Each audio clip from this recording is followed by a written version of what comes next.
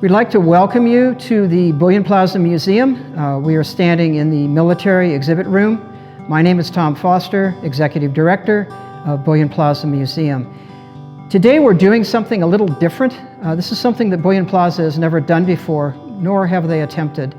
We're actually highlighting, showcasing not only an exhibit that we have here, but firearms that are actually on display here.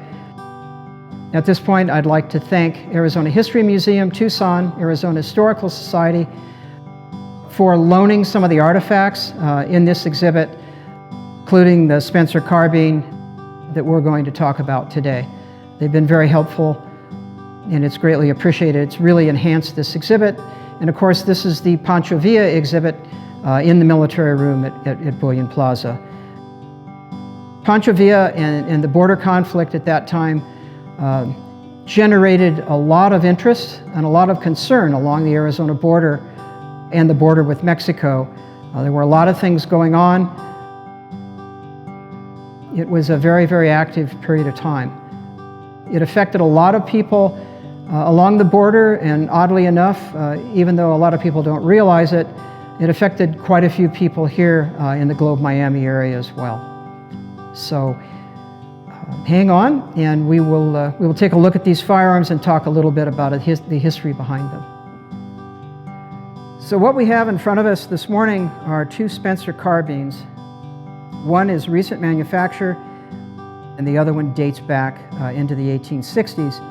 But before we get started on that, I think it would be interesting just to stop for a moment and think about what was going on. So this is 1860 to 1865.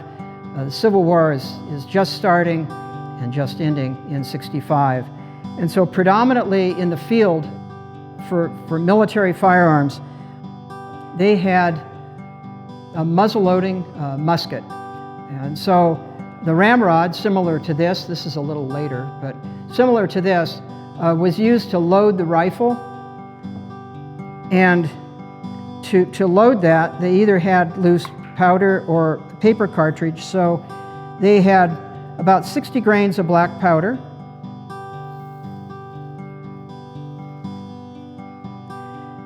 They had a bullet similar to this.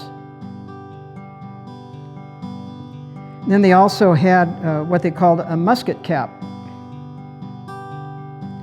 So you can imagine in the heat of battle, you fire one shot. You grab your ramrod, your paper cartridge, your powder, bullet, you cap, load everything, and fire. And then while you're being rushed by the other side, you have to stop and do that all over again. So one shot at a time, one load, took a little time, maybe 3 rounds a minute for a really, really good soldier. And then all of a sudden in 1860, you come up with this, which is the Spencer carbine, developed by Christopher Spencer. So 1860, you have a model 1860. And instead of all of this, you now have one cartridge, what they call the metallic cartridge. So you think about your .22 caliber rifle cartridge. So this was a rimfire cartridge, copper. It had the black powder contained inside the cartridge, and then it had the projectile or the bullet loaded on top of all of that. So instead of all that work for one shot, you had 7 metallic cartridges that were loaded into one rifle and could be fired fairly rapidly. The hammer had to be cocked at each shot, but you could operate the lever, which we'll show you in a little bit, and you could load these rounds as quick as you could run the lever and cock. So these are modern cartridges now, and these are all dummy cartridges, so when we show you this stuff, there's no danger in loading the firearm. So you have the Spencers. Later on, in the model 1865, which we'll show you in a little while, a little closer, it had what was called a stabler cutoff. that cutoff allowed the operator to manipulate that cutoff so he could fire one round at a time and keep the magazine and the butt loaded with the other rounds. So he had sort of a reserve, so one round at a time, and then he could turn that off and feed the other 7 rounds through the magazine tube. Very innovative. This also came in a rifle. So there were 2 versions. This primarily was for mounted soldiers. So it has a saddle ring on one side. This could be connected to a leather piece that was slung over the shoulder, so it could be used on horseback. The rifles, of course, were used by other soldiers non-mounted. This is the 1860, and this is a contemporary copy. So you can see how the action works here. And then for each shot, the hammer had to be cocked.